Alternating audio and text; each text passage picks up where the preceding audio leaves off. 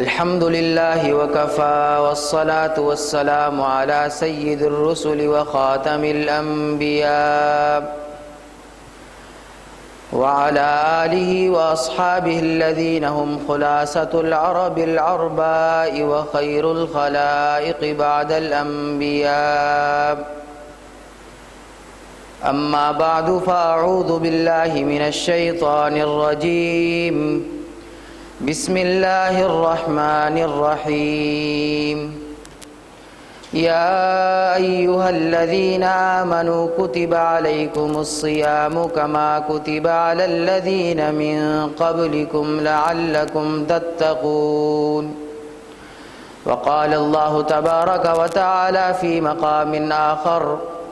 شهر رمضان الذي أنزل فيه القرآن هدى للناس وبينات من الهدى والفرقان. وقال النبي صلى الله عليه وسلم: قال الله تبارك وتعالى: الصوم لي وأنا أجزي به. صدق الله العظيم وصدق رسوله النبي الأمي الكريم، ونحن على ذلك لمن الشاهدين والشاكرين، والحمد لله رب العالمین۔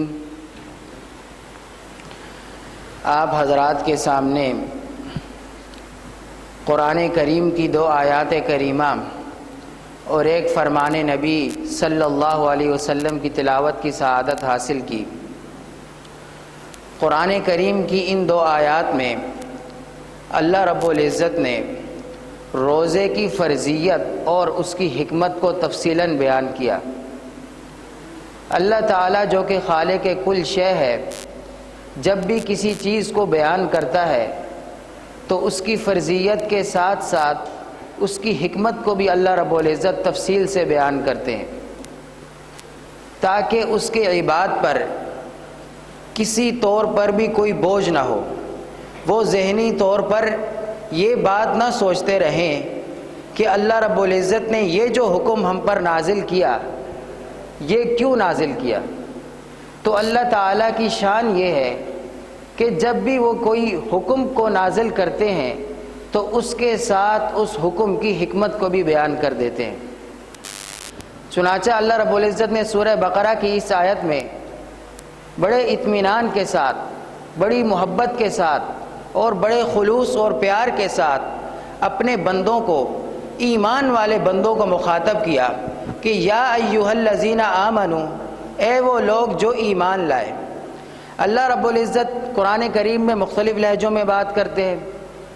کہیں غصے کا لہجہ ہے، کہیں پیار ہے، کہیں لطافت ہے، کہیں نرمی ہے، کہیں سختی ہے، لیکن جب اللہ رب العزت اہل ایمان سے مخاطب ہوتے ہیں تو ایک ایسا صیغہ استعمال کرتے ہیں جس میں اپنائیت ہے، کیونکہ پوری کائنات جو اللہ رب العزت کی بندگی کر رہی ہے وہ سب کے سب عباد ہے، سب کے سب اللہ رب العزت کی بندگی کرتی ہے۔ تو کبھی قرآن کریم میں اللہ فرماتے ہیں یا عبادی، اے میرے بندو، کبھی فرماتے ہیں یا ایھا الناس، لیکن اس مقام پہ اللہ رب العزت نے فرمایا کہ یا ایھا الذین آمنوا، اے وہ لوگ جو ایمان لائے۔ اس کا مطلب یہ کہ کل کائنات میں انسانوں کو اللہ نے مخاطب نہیں کیا، عباد کو مخاطب نہیں کیا، بلکہ خاص طور پر اپنے ایمان والے بندوں کو مخاطب کر کے فرمایا کہ اے وہ لوگ جو ایمان لائے، کتب علیکم الصیام، تمہارے لیے ہم نے روزے لکھ دیے، جس طرح کے تم سے پہلے جو لوگ گزرے ان کے بارے میں بھی ہم نے روزے لکھ دیے تھے، یعنی ان پر ہم نے روزے فرض کر دیے تھے۔ اور اے ایمان والو، اس روزے کی فرضیت کا جو مقصد ہے وہ یہ ہے کہ لعلکم تتقون، تاکہ تم پرہیزگار بن جاؤ۔ تقوی وہ نعمت ہے جو اللہ رب العزت کے قریب لے کے جاتی ہے۔ اللہ جو کہ ہر چیز کا خالق ہے، مالک ہے، اللہ جو بھی کوئی شخص کوئی چیز بناتا ہے تو سب سے پہلے وہ اس میں اپنا جو ہے اپنے لیے بناتا ہے۔ اللہ رب العزت نے یہ پوری کائنات بنائی، وَمَا خَلَقْتُ الْجِنَّ وَالْإِنسَ إِلَّا لِيَعْبُدُونَ، کہ میں نے جتنے بھی جن اور انسان بنائے جو کہ مکلف مخلوقات میں سے ہیں، سب کو میں نے اس لیے بنایا کہ وہ لوگ میری عبادت کریں۔ تو اللہ رب العزت نے فرمایا کہ تم تقوی اختیار کر لو گے اس روزے کے بعد، اور اس تقوی کی وجہ کیا ہوگی، اس تقوی کا نتیجہ کیا ہوگا کہ تم میرے قریب ہو جاؤ گے۔ تو اللہ تعالیٰ نے ایک خاص انداز میں اہل ایمان پر روزے فرض کر دیے، اور دوسرے مقام پہ اللہ رب العزت نے ایک خاص انداز میں رمضان کی فضیلت کا ذکر کیا کہ شہر رمضان الذی انزل فیہ القرآن، کہ رمضان کی فضیلت یہ ہے کہ ہم نے تو بہت سارے مہینے بنائے، 12 مہینے بنائے، لیکن ان میں سے ایک مہینہ ایسا ہے رمضان، اور اس کو ہم نے فضیلت دی۔ وہ مہینہ کیوں اس کو ہم نے فضیلت دی کہ اس میں قرآن کریم کو اللہ نے نازل کیا، شہر رمضان الذی انزل فیہ القرآن ھدی للناس، کہ اس میں ہم نے قرآن کریم کو نازل کیا، وبینات من الھدی، اور قرآن کریم کو اللہ رب العزت فرما رہے ہیں کہ میں نے ہدایت کی واضح نشانیوں کے ساتھ جو ہے نازل کیا۔ یہ نہیں کہ کوئی شخص جو ہے وہ کہے کہ جی قرآن کریم میں ہدایت واضح نہیں ہے۔ اللہ رب العزت فرما رہے ہیں کہ میں نے قرآن کریم میں کھول کھول کر ہدایت کے جتنے احکام تھے قرآن کریم میں نے ان کو کھول کھول کر بیان کر دیا۔ والفرقان، اور میں نے قرآن کریم میں دونوں راستوں کو واضح کر دیا کہ یہ راستہ بدی کا ہے، یہ راستہ بھلائی کا ہے۔ بدی کے راستے پر چلو گے تو آخرت میں بھی ناکامی اور دنیا میں بھی ناکامی، اور نیکی کے راستے پر چلو گے دنیا میں بھی کامیابی اور آخرت میں بھی کامیابی۔ تو دوسری آیت میں اللہ رب العزت نے رمضان کی فضیلت کا ذکر کیا، کیونکہ رمضان میں نازل ہونے والی چیز جب اتنی فضیلت والی ہے تو رمضان جو کہ اس کی منزل بن رہا ہے، جس طرح کوئی شخص اسلام آباد میں آتا ہے تو اسلام آباد اس کی منزل بنتی ہے، تو جب کوئی اسلام آباد میں آنے والا عظیم ہوگا تو اسلام آباد بھی عظیم ہو جائے گا۔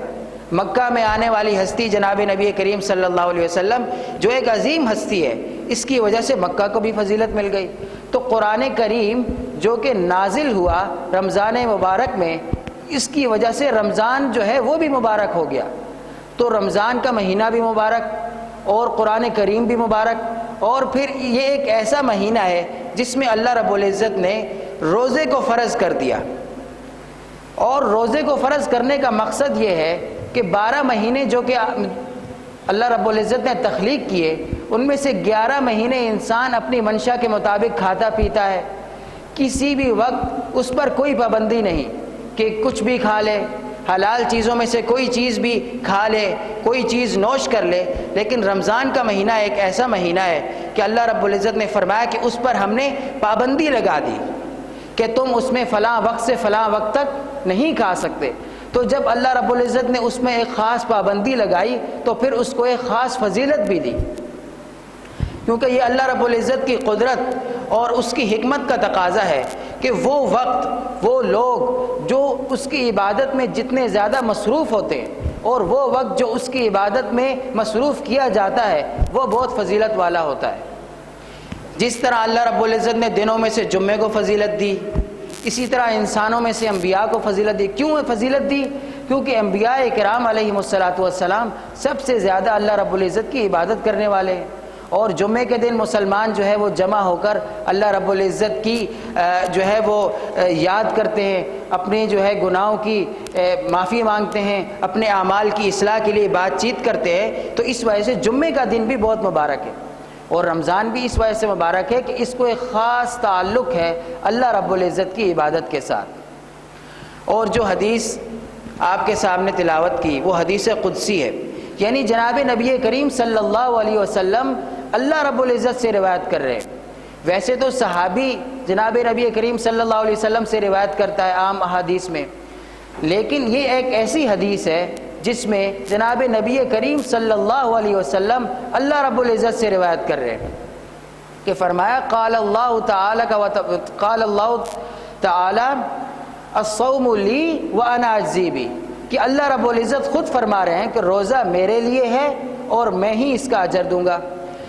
سب عبادتیں اللہ رب العزت کے لیے، جتنی اس دنیا میں بندگی ہو رہی ہے اللہ رب العزت کے لیے، کوئی پتا ہل رہا ہے وہ بھی اللہ رب العزت کی بندگی کر رہا ہے، دریا چل رہے ہیں وہ بھی اللہ رب العزت کی بندگی کر رہے ہیں، لیکن خاص طور سے روزے کے بارے میں یہ فرمایا کہ روزہ میرے لیے ہے اور میں ہی اس کا اجر دوں گا۔ اس کی وجہ یہ ہے کہ ہر عبادت کا کچھ نہ کچھ خاصہ ہوتا ہے۔ جس طرح ایمان کا خاصہ یہ ہے کہ اس کا محل قلب ہے۔ اگر کوئی شخص دل سے ایمان نہ لائے، ظاہراً پوری زندگی مسلمانوں کی طرح گزارے، تب بھی وہ مومنین میں شمار نہیں ہوگا، کیونکہ جب تک کوئی شخص دل سے مسلمان نہیں ہوگا اس وقت تک وہ مومن شمار نہیں ہوگا۔ ایک شخص دل سے نماز نہیں پڑھتا لیکن اس کی نماز ادا ہو جائے گی اور اس کو اجر بھی ملے گا۔ ایک شخص دل سے روزہ نہیں رکھتا، اس کا روزہ بھی ادا ہو جائے گا، فرض ذمے سے ساقط ہو جائے گا، لیکن روزہ بھی ادا ہو جائے گا۔ لیکن ایمان ایک ایسی عبادت ہے کہ اگر آپ نے اس کو دل سے ادا نہیں کیا تو آپ جو ہے کامل ایمان والے بلکہ سرے سے ایمان والے شمار ہی نہیں ہوں گے۔ اسی طرح نماز جو ہے وہ ایک ایسی عبادت ہے کہ جو حضوری جسم کا نام ہے۔ اگر کوئی شخص کہ جی میں دل سے بڑا پاک ہوں، دل سے بڑا صاف ہوں، میں تو ہر وقت نمازی ہوں، مجھے نماز پڑھنے کی کیا ضرورت، مجھے مسجد میں جانے کی کیا ضرورت، تو اس کی نماز ادا نہیں ہوگی۔ نماز کا خاصہ یہ ہے کہ جب آپ ایک خاص طرح کے ارکان بجا لائیں گے، ایک خاص طرح کی ورزش کریں گے، اس کے بعد ہی نماز آپ کے ذمے سے ساقط ہوگی۔ اسی طرح روزے کی ایک خصوصیت یہ ہے کہ روزہ ایک رازداری کا معاملہ ہے۔ اللہ اور روزے دار کے درمیان یہ ایک رازداری کا مسئلہ ہے۔ اللہ ہی جانتا ہے کہ کس کس کا روزہ ہے، اور کوئی نہیں جانتا۔ ایک شخص ہمارے ساتھ جو ہے سحری کر رہا ہے، ہمارے ساتھ افطاری کر رہا ہے، لیکن حقیقت میں اس کا روزہ نہ ہو۔ اسی وجہ سے روزے کو ایک خاص انعام سے اللہ رب العزت نے ذکر کیا کہ روزہ میرے لیے ہے، کیونکہ اس کو میں جانتا ہوں۔ دنیا کا کوئی شخص، کوئی حکمران، کوئی طاقت کے بل بوتے پر بھی اس کو نہیں جان سکتا کہ فلاں شخص کا روزہ ہے یا نہیں۔ جب اس کو میں جانتا ہوں تو اس کا اجر بھی میں ہی دوں گا۔ فرمایا کہ روزے دار کے 3 انعام احادیث میں آتے ہیں۔ پہلا انعام یہ ہے جو اللہ رب العزت نے فرمایا کہ میں انعام دوں گا۔ پہلا انعام یہ ہے کہ اللہ رب العزت فرماتے ہیں کہ میں نے روزے دار کی مغفرت کر دی۔ جس شخص نے اللہ کی رضا کے لیے، اللہ کی خوشنودی کے لیے روزہ رکھا، اللہ رب العزت فرماتے ہیں کہ میں نے اس کی مغفرت کر دی۔ مغفرت کا مطلب یہ ہے کہ میں نے اس کے گناہوں کو معاف کر دیا۔ اب اس کے ساتھ قیامت کے دن حساب و کتاب میں آسانی ہوگی، حساب یسیر ہوگا۔ اس کو اس کے اعمال پیش کیے جائیں گے کہ بھائی تم نے یہ گناہ کیا، تم نے یہ گناہ کیا، لیکن پوچھا نہیں جائے گا۔ حساب یسیر ہو جائے گا اس کے ساتھ اور اس کو جنت میں داخل کر دیا جائے گا۔ یہ روزے دار کا پہلا انعام ہے کہ اللہ رب العزت اس کی مغفرت کر دیتے ہیں۔ اور دوسرا انعام، اللہ رب العزت نے روزے دار کو ایک خاص محبت سے نوازا، اور وہ محبت یہ ہے کہ فرمایا کہ روزے دار کی جو منہ کی بو ہے، معدہ خالی رہنے کی وجہ سے آپ حضرات جانتے ہیں کہ ایک بخار پیدا ہوتا ہے، جس کی وجہ سے جب وہ بخار منہ کی طرف اٹھتا ہے تو ایک بو آتی ہے۔ تو فرمایا کہ یہ بو چونکہ میری بندگی کی وجہ سے نکل رہی ہے، مجھے خوش کرنے کے لیے یہ بو آ رہی ہے معدے سے، تو یہ میرے ہاں مشک سے زیادہ محبوب ہے۔ اللہ رب العزت قرآن کریم میں فرماتے ہیں کہ وَرَبُّكَ مَا يَخْلُقُ مَا يَشَاءُ وَيَخْتَارُ، تیرا رب ایسی قدرت والا ہے کہ وہ جو چاہتا ہے پیدا کرتا ہے، اور جو چیزیں پیدا کرتا ہے ان میں سے جس کو چاہتا ہے فضیلت دے دیتا ہے، کوئی اس سے پوچھنے والا نہیں۔ اگر وہ فضیلت دینا چاہے تو ایک بو کو دے دے، اگر فضیلت نہ دے تو مشک کو نہ دے۔ دیکھو دنیا میں کتنی اچھی اچھی چیزیں ہیں، لیکن اللہ رب العزت نے کتنی اچھی اچھی جگہیں ہیں، لیکن اللہ رب العزت نے ایک وادی غیر ذی زر یعنی مکہ کو فضیلت دی۔ دنیا میں کتنے بادشاہوں کے بیٹے ہیں، لیکن اللہ رب العزت نے ایک در یتیم کو فضیلت دی، جناب نبی کریم صلی اللہ علیہ وسلم۔ تو یہی اللہ رب العزت فرما رہے ہیں کہ تیرا رب، اس کی عادت یہ ہے، اس کی قدرت یہ ہے کہ جب وہ کوئی چیز بناتا ہے پھر ان چیزوں میں سے خود کسی ایک چیز کو فضیلت دے دیتا ہے۔ اب یہاں دیکھو کہ اللہ رب العزت نے روزے دار کی منہ کی بو کو فضیلت دے دی، اور فرمایا کہ یہ مشک سے زیادہ میرے ہاں مقبول ہے۔ اور علماء نے یہاں ایک عجیب بات لکھی کہ دیکھو جب اس کے منہ کی بو اللہ کے ہاں اتنی مقبول ہے تو وہ پورا روزے دار، اس کا بقیہ جسم اور اس کی جو بندگی ہے، وہ جو چل رہا ہے پھر رہا ہے، اس کے اعمال، اس کے اخلاق، ایک مومن روزے دار کے اعمال اخلاق وہ اللہ تعالیٰ کو کتنے محبوب ہوں گے۔ تو اللہ تعالیٰ کو وہی چیز محبوب آتی ہے جو اللہ تعالیٰ کی بندگی میں لگی رہتی ہے۔ اور تیسرا انعام روزے داروں کو یہ ملے گا کہ قیامت کے دن جب لوگ اپنے پسینوں میں ڈوبے ہوئے ہوں گے، لیکن پیاسے ہوں گے، بھوکے ہوں گے، آہو بکا کر رہے ہوں گے، کوئی ان کا پرسان حال نہیں ہوگا، نفسا نفسی کا عالم ہوگا، ہر کوئی اپنی فکر میں ہوگا، سب کہیں گے نفسی نفسی ہے، میں بچ جاؤں۔ آج کا دن تو ایسا ہے کہ میں بچ جاؤں، اور اللہ رب العزت کی طرف سے صدا آ رہی ہوگی لمن الملک اليوم، دنیا میں تم نے دوسروں کی بادشاہت کے مزے چکھے، آج میری بادشاہت کو دیکھو، میں کتنے اختیار والا ہوں کہ ہزاراں انسان، کھربا کھرب انسان اذیت میں ہیں، تکلیف میں ہیں، یہ دنیا میں کتنے با اختیار تھے لیکن آج اپنے لیے کچھ نہیں کر سکتے۔ تو اس دن جو روزے دار ہوں گے، اللہ رب العزت فرماتے ہیں اس دن میں ان کی ضیافت کروں گا، اس دن میں ان کو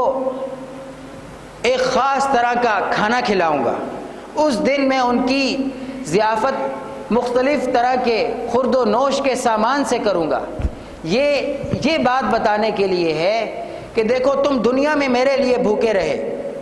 اور میں ایک ایسا خالق ہوں جو اپنے لیے کام کرنے والوں کو کبھی ناکارہ نہیں چھوڑتا، کبھی بے فائدہ نہیں کرتا۔ تم میرے لیے بھوکے رہے دنیا میں، آج دیکھو میدان حشر میں جب سب بھوکے ہیں میں تمہیں کھلا رہا ہوں۔ تو روزے دار کے یہ تین انعامات اللہ رب العزت نے خاص طور پر ذکر کیے۔ پہلا انعام یہ کہ اس کی مغفرت کر دوں گا، اس کے گناہوں کو معاف کر دوں گا، اس سے حساب یسیر ہوگا، زیادہ پوچھ گچھ میں نہیں کروں گا۔ اور دوسرا انعام یہ کہ میں اس سے محبت کروں گا، اور اس کی جو منہ کی بو ہے وہ مجھ سے زیادہ میرے ہاں قیمتی ہے۔ اور تیسرا انعام یہ کہ جس دن سب بھوکے ہوں گے، جس دن سب پیاسے ہوں گے مجبوراً، اس دن میں ان کی ضیافت کروں گا، ان کو کھانا کھلاؤں گا۔ یہ تین انعام اللہ تعالیٰ نے روزے داروں کو دیے۔ لیکن یہاں ایک بات ہم مسلمانوں کے لیے بڑی قابل توجہ ہے، وہ یہ کہ یہ جو تین انعام ہیں یہ محض اس روزے دار کے لیے نہیں ہے جو بھوکا رہا، پیاسا رہا، لیکن دن بھر دیگر گناہوں میں لگا رہا۔ کیونکہ آپ کے سامنے جو میں نے آیت تلاوت کی اس میں اللہ رب العزت نے روزے کی فرضیت کے بعد اس کی حکمت کا ذکر کیا کہ یہ روزہ جو میں نے تم پر فرض کیا ہے اس کا لازمی نتیجہ یہ ہوگا کہ تم تقوی اختیار کر لو گے، تم مجھ سے ڈرنے لگو گے۔ لیکن ایک شخص نے روزہ رکھا، پہلے بھی دھوکہ دیتا تھا، اب بھی دھوکہ دے رہا ہے، پہلے بھی دن بھر لوگوں کی غیبتیں کرتا تھا، اب بھی غیبت کر رہا ہے، پہلے بھی لوگوں کا حق کھاتا تھا، اب بھی لوگوں کا حق کھا رہا ہے، پہلے بھی تکبر تھا، اب بھی تکبر ہے، پہلے بھی شہوانی خیالات آتے تھے، اب بھی اسی طرح کے خیالات ذہن میں ہیں اور اسی طرح کے اعمال ہیں۔ تو آپ صلی اللہ علیہ وسلم نے فرمایا کہ رب صائم لیس لہ من صیامہ الا الجوع، کہ بہت سے، چند نہیں، بہت سے روزے دار ایسے ہوتے ہیں کہ ان کے روزے کا ان کو کچھ نہیں ملے گا، ہاں ان کو دنیا میں بھوک ملی ہے کہ بس وہ بھوکے رہتے ہیں پورا دن۔ اور رب قائم لیس لہ من قیامہ الا السحر، اور کتنے ہی تراویحیں پڑھنے والے، رات کو جاگ کر قیام کرنے والے ایسے ہوتے ہیں کہ بس ان کے حصے میں صرف تھکن ہے، ان کے حصے میں سوائے جاگنے کے اور کچھ نہیں۔ تو دوستو جب ہم بھوکا رہے پورا دن، جب ہم پورا دن پیاسے رہے تو ہمیں یہ بھی دیکھنا چاہیے کہ اس کے ساتھ ہم نے شریعت کی اور جو پابندیاں ان کو بجا لایا کہ نہیں، کیونکہ اللہ رب العزت نے جس طرح روزے کو فرض کیا اسی طرح اور باقیہ گناہوں سے بچنے کو بھی فرض کیا۔ چنانچہ اس لیے فرمایا کہ لعلکم تتقون، تاکہ تم تقوی اختیار کر لو۔ ایک شخص نے روزہ رکھا لیکن متقی نہیں بن سکا تو اس کا یہ روزہ اللہ رب العزت کے ہاں اس کو کوئی فائدہ نہیں پہنچا سکے گا، بلکہ ہو سکتا ہے کہ وبال ہو، کیونکہ دنیا میں خواہ مخواہ بھوکا رہا، دنیا میں خواہ مخواہ جو ہے رات کو کھڑا رہا، اس کو کچھ حاصل نہیں ہو سکا، تو اس کی دنیا بھی گئی اور اس کی آخرت بھی گئی، خسرت دنیا والآخرہ۔ اسی لیے علماء کرام فرماتے ہیں، امام غزالی رحمۃ اللہ علیہ نے لکھا کہ روزے دار تین طرح کے ہوتے ہیں۔ ایک وہ روزے دار ہوتے ہیں جو صرف بھوکے رہتے ہیں، صرف پیاسے رہتے ہیں، ان کا کوئی انعام بھی نہیں ہے اللہ رب العزت کے ہاں، اگر اللہ دے دے تو اس سے کوئی پوچھنے والا بھی نہیں ہے۔ کہ پورا دن بھوکا رہا پیاسا رہا لیکن وہی گناہ جو پہلے کرتا تھا اب بھی وہی گناہ کر رہا ہے۔ دوسرے وہ روزے دار ہیں جو بھوکے بھی رہے پیاسے بھی رہے اور روزے کا جو مقصد ہے وہ بھی انہوں نے حاصل کر لیا، گناہوں سے بچنے لگے، اللہ تعالیٰ کی خشیت ان کے دل میں آ گئی، غیبت سے بچے، چغلی سے بچے، دھوکے سے بچے، طرح طرح کے دوسرے جتنے گناہ ہیں ان سب سے بچے، تو یہ دوسری طرح کے روزے دار ہیں، یہ اللہ رب العزت کی ضیافت کے حقدار ہوں گے میدان حشر میں۔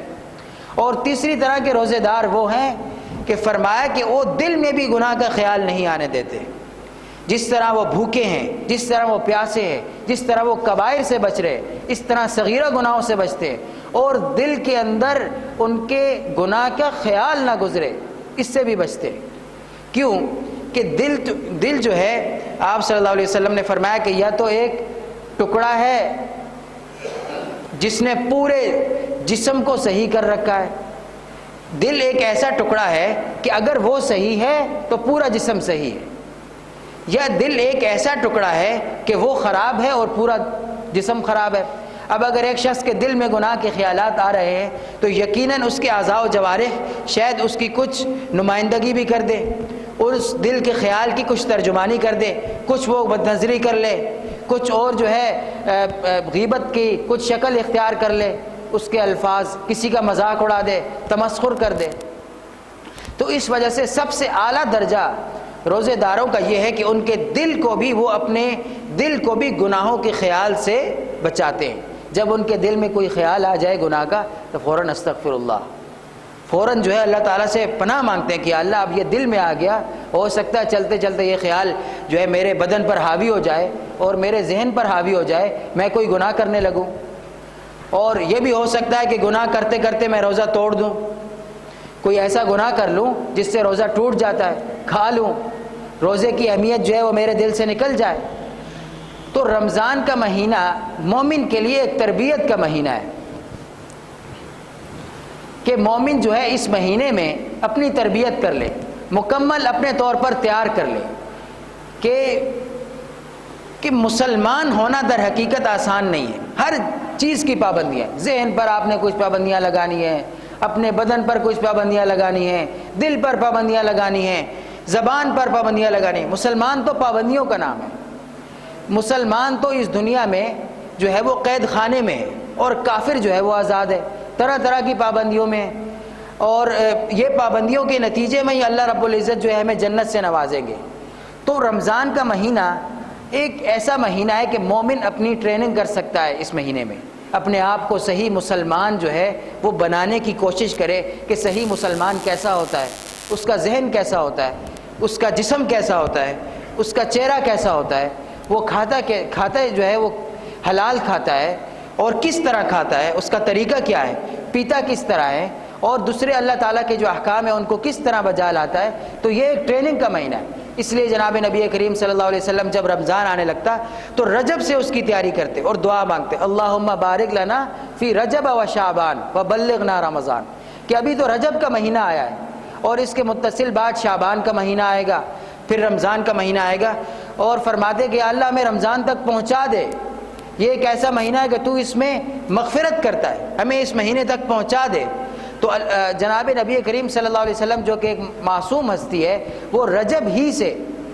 جو ہے وہ رمضان کی آمد کی تیاری شروع کر دیتے تھے، اس کے استقبال کے لیے شعبان میں جو ہے روزے رکھتے کثرت کے ساتھ، پھر رمضان میں اپنے عبادتوں کو بڑھا دیتے، حالانکہ وہ تو ایک معصوم ہستی تھی۔ فرمایا کہ وہ شہر الصبر والصبر ثوابہ الجنہ، کہ رمضان تو صبر کا مہینہ ہے اور صبر کی جزا جو ہے صرف جنت ہے۔ پھر شعبان کے آخر میں جناب نبی کریم صلی اللہ علیہ وسلم خطاب فرماتے، وہ فرماتے وہ آ رہا ہے، کون آ رہا ہے؟ وہ آ رہا ہے، جس طرح ایک بڑا لشکر، بڑا بادشاہ، کوئی عظیم چیز جب آ رہی ہوتی، وہ آ رہا ہے۔ کون آ رہا ہے؟ رمضان آ رہا ہے۔ قد اظلکم شہر عظیم مبارک، تمہارے اوپر ایک بہت مبارک مہینہ آ رہا ہے۔ شہر فی لیلۃ خیر من الف شہر، یہ ایک ایسا مہینہ ہے کہ اس کی ایک رات 1000 مہینوں کی عبادت، اس کی ایک رات ایسی ہے کہ جو 1000 مہینوں کی عبادت، جس میں عبادت کرنا 1000 مہینوں کی عبادت کرنے سے بہتر ہے۔ ایک رات ایسی ہے، وہ شب قدر کی رات۔ وَهُوَ شَهْرٌ جَعَلَ اللَّهُ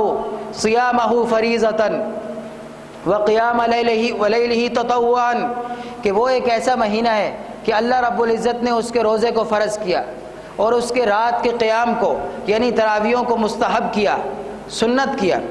اور یہ ایک ایسا مہینہ ہے من تقرب فیہ بخصلۃ کان کمن ادی فریضۃ فیما سواہ، اس میں جو کوئی نفلی عبادت کرتا ہے، کوئی نفل پڑھتا ہے، الحمدللہ کہتا ہے، استغفر اللہ کہتا ہے، تو بقیہ مہینوں کی فرض عبادت بجا لانے کے برابر ہے۔ آپ اس مہینے میں نفل عبادت کر رہے ہیں لیکن بقیہ مہینوں میں فرض عبادت کی طرح آپ کو ثواب ملے گا، اور جو اس مہینے میں فرض عبادت کرتا ہے اللہ رب العزت اس کو 70 گنا بڑھا دیتے ہیں۔ اسی طرح یہ ایک ایسا مہینہ ہے جس میں مواسات کا مہینہ ہے، غم خواری کا مہینہ ہے۔ آپ جب خود بھوکے رہیں گے تو آپ کو بھوکوں کی تکلیف کا اندازہ ہوگا۔ آپ لوگوں کو افطاری کرائیں، فرمایا جو شخص کسی کو افطاری کراتا ہے اس کے تمام گناہ معاف، اور اس کو جہنم سے آزادی مل جاتی ہے، اور اس کو وہی اجر ملتا ہے جو اس روزے دار کا ہے۔ ہو سکتا ہے وہ غریب آدمی جس کو آپ نے افطاری کرائی کتنا نیک ہو، پورا دن اس کے دل میں گناہ کا خیال بھی نہ آیا، جب آپ نے اس کو افطاری کرائی تو اس کا جو عظیم اجر تھا وہ آپ کو مل گیا، اور آپ کا روزہ ہو سکتا ہے اتنا اجر والا نہ ہو،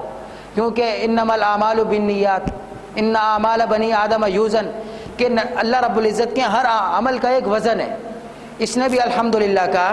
اس نے بھی الحمدللہ کہا، لیکن دونوں کا وزن الگ ہے۔ ایک نے اس اخلاص سے کہا کہ اس نے پوری دنیا کے جو خلا ہے اس کو بھر دیا، اور ایک کو صرف ایک نیکی ملی۔ ایک نبی نے الحمدللہ کہا تو اس کا اجر کیا عظیم اجر ہوگا، اور ایک ہم جیسے آپ جیسے گناہ گار نے الحمدللہ کہا تو اس کا اجر کم ہوگا۔ تو جب آپ کسی روزے دار کو افطاری کراتے ہیں تو آپ کو اس روزے دار کا اجر مل جاتا ہے۔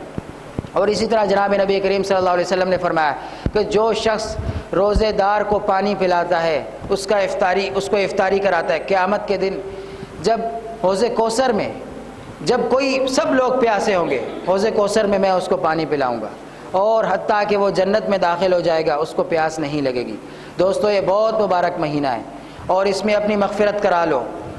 پورا سال ہم نے اپنی خواہش کے مطابق گزارا، اب یہ ایک ایسا مہینہ ہے کہ اس کو رب کی خواہش کے مطابق ہم گزار لیں۔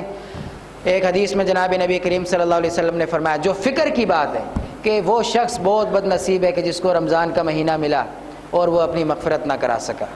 تو ہم بد نصیب لوگوں میں شمار نہ ہو جائیں۔ اسی لیے ہمیں چاہیے کہ ہم دن رات اس مہینے میں اللہ تعالیٰ کی بندگی میں مصروف رہیں، اپنے گناہوں کی معافی میں لگے رہیں۔ وآخر دعوانا الحمدللہ رب العالمین۔